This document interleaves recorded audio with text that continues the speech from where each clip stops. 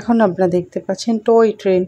Darjeeling Himalayan rail পশ্চিমবঙ্গের শিলিগুড়ি থেকে দার্জিলিং শহরের মধ্যে চলাচলকারী একটি 2 ফুট নেরো গেজ রেল পরিষেবা। এই রেল টয় ট্রেন নামে সমাধিক পরিচিত। দার্জিলিং হিমালয়ান রেল ভারতীয় রেল কর্তৃক পরিচালিত। আর আমরা টাইগার হিল ঘুরতে গিয়েছিলাম। টাইগার হিল থেকে ব্যাক করার সময় ঘুম রেল স্টেশনে আমরা এটা দেখতে পাই।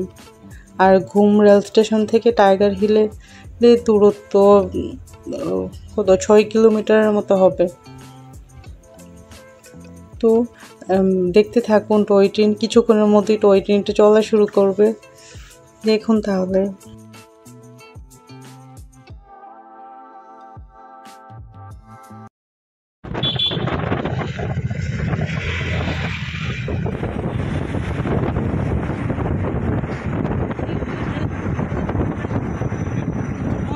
চলে গেছে আছে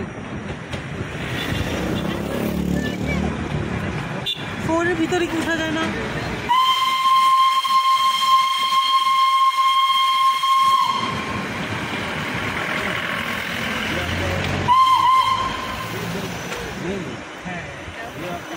টাউনের ভিতরে তো আমি তো এটা দিয়ে উঠতে চাইছিলাম।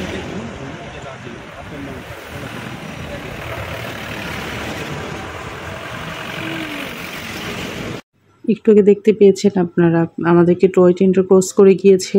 আর আমরা ভোর 3টার দিকে টাইগার হিলে গিয়েছিলাম। টাইগার হিল থেকে ঘুম মনিস্ট্রি, তারপর বাতাসিয়া লোক, রক গার্ডেন, গঙ্গামায়া পার্ক ঘুরে আমরা এখন আমাদের হোটেলে যাচ্ছি। আমাদের হোটেল থেকে টাইগার হিল ছিল 11 কিলোমিটার।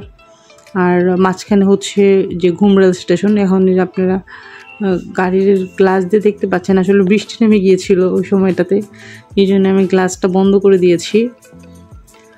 আসলে আমার ক্যামেরাটা বাঁকা হয়েছে, দ্যাটস ওয়াই ভিডিওটা এরকম দেখা যাচ্ছে। তো এইটাই হচ্ছে ঘুম রেল স্টেশন। আর ঘুম রেল স্টেশন তো দেখে মনে হচ্ছে ট্রেনে উঠতে পারলে ভালো হতো। এবার আমরা টিকিট পাইনি, এই জন্য ট্রেনে উঠতে পাইনি। নেক্সট টাইম ইনশাল্লাহ আমরা টয় ট্রেনে চড়বো। তো টয় ট্রেনের ভাড়া হচ্ছে শিলিগুড়ি থেকে দার্জিলিং যাওয়ার ভিস্তর ডুম কোচের ভাড়া মাথা পিছু 1500 টাকা, আর রেস্তোরাঁ কোচের ভাড়া 1300 টাকা। এইবার আমাদের একটু সময় স্বল্পতাও ছিল, এই জন্য উঠতে পারিনি। তবে রেল স্টেশনটা দেখে খুব মিস করছিলাম, উঠতে পারলে খুব ভালো লাগতো। আর টয় ট্রেনের তো জনপ্রিয়তা দিন দিন বেড়েই চলেছে, সবাই চড়তে খুব লাইক করে। প্রতি বছরও কয়েক লাখ যাত্রী এটাতে ওঠা নামা করে। তো ইন্ডিয়ান সরকার তো চিন্তা করছে এটাতে ইলেকট্রিক ইঞ্জিন চালু করবে, তখন আরেকটু দ্রুত গতিতে চলতে পারবে টয় ট্রেন। ওকে, ভালো থাকবেন, আল্লাহ হাফেজ।